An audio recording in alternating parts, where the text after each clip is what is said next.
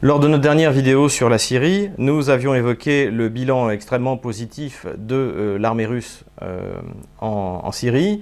Eh bien, on peut dire que les événements nous ont une fois de plus donné raison, puisque depuis, Palmyre est tombé. Et donc, la prise de Palmyre ouvre la voie à une progression de l'armée arabe syrienne et de ses alliés, c'est-à-dire l'Iran, le Hezbollah et toujours l'armée russe, d'abord vers Deir el-Zor pour lever le siège, et ensuite vers Raqqa. Et donc cette prise de Raqqa que l'on espère à l'été aura pour conséquence la libération presque complète de la Syrie des armées islamistes. À cela, il faut ajouter que cela renvoie en fait finalement le problème de l'État islamique vers l'Irak, d'où il est venu. Il est d'ailleurs possible que finalement les islamistes ne se battent pas bec et ongles pour Raqqa et finalement se replient sur la base principale, sur l'endroit d'où ils sont venus, puisque rappelons que l'État islamique est né en Irak et ensuite s'est répandu en Syrie, sans doute avec l'accord tacite ou pas tacite du département d'État américain. Eh bien, en fait, si jamais les islamistes donc, sont battus en Syrie, ils repartiront en Irak. Et là, ce sera de nouveau à la responsabilité des États-Unis de l'emporter. On note également que la communication du département d'État américain et bien sûr de la presse occidentale en général est très embarrassée par ces victoires que l'on peut attribuer à Vladimir Poutine. Et lorsque justement ces victoires ont été remportées, au même moment où Palmyre est libérée, eh bien on apprend que les Américains ont tué un des chefs de l'État islamique. On apprend qu'une offensive est lancée vers Mossoul, alors que de l'avis de tous les spécialistes, il faudra encore au moins un an pour reprendre donc le bastion principal des islamistes en Irak. Il est également intéressant de revenir sur les raisons qui ont poussé Vladimir Poutine, à la mi-mars dernier, de retirer une partie des forces qu'il a déployées en Syrie. Il faut dire tout d'abord que toutes ces forces n'ont pas été repliées. Il s'agit essentiellement d'une vingtaine d'avions, chasseurs et chasseurs-bombardiers, et donc de la logistique, des éléments au sol qui étaient là pour protéger également. Il reste en Syrie encore une vingtaine d'avions russes.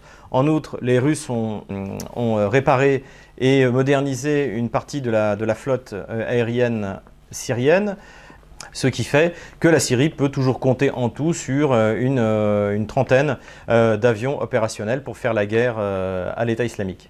Il faut ajouter que les Russes maintiennent un certain nombre de forces spéciales, d'observateurs d'artillerie, de pointeurs pour les bombardements sur le territoire syrien. C'est notamment le cas d'Alexandre Prokhorenko, qui est donc ce héros qui a préféré commander un tir sur lui plutôt que d'être capturé par les islamistes. Et on peut ajouter d'ailleurs, ce que personne n'a noté dans les médias français, c'est que Prokhorenko est un nom d'origine ukrainienne. Et il est intéressant de voir que les choses sont plus compliquées que justement les médias occidentaux voudraient nous le faire croire, puisque vous avez un jeune officier russe d'origine ukrainienne qui décide de mourir pour sa patrie, qui est la Russie.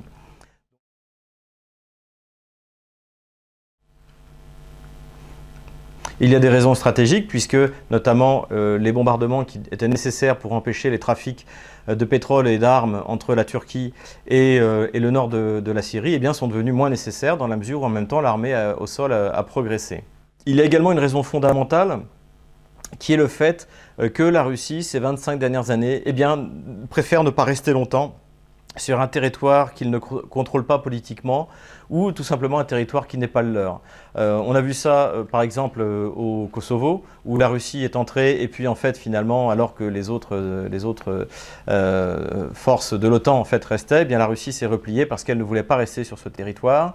On a vu ça au moment de la guerre des 5 jours en Géorgie où les Russes auraient pu prendre Tbilissi, auraient pu occuper la totalité du territoire et finalement en fait se sont repliés extrêmement rapidement. Une fois le potentiel militaire de la Géorgie quasiment ramené à zéro. On peut considérer que c'est un peu le résultat de l'expérience catastrophique en Afghanistan, où l'Union soviétique avait alors perdu des soldats, des hommes, de matériel, de l'armement, bien sûr de l'argent. La guerre d'Afghanistan a largement contribué à ruiner l'URSS, et donc ne tient pas à renouveler cette expérience. Bien sûr, pour les Occidentaux, ça a été une grande déception, puisque l'on se souvient que tous nos brillants observateurs, à commencer par Barack Obama, voyaient la Russie entraînée dans un nouvel Afghanistan et espéraient ainsi provoquer la même chose qu'en URSS à la fin des années 80, c'est-à-dire la ruine et la déstabilisation du pouvoir central. Mr. Putin had to go into Syria not out of strength but out of weakness, because his client, Mr. Assad, was crumbling, and it was insufficient for him simply to send them arms and money. Now he's got to put in his own planes and his own pilots. Bien sûr, il en va tout autrement. La Russie est en passe de l'emporter en Syrie. Elle est sans doute en passe de l'emporter également en Ukraine, à plus ou moins moyenne échéance, dirons-nous. Et donc, en fait, finalement, Vladimir Poutine, l'État russe ressortiront de cette aventure et de cette expédition militaire renforcée.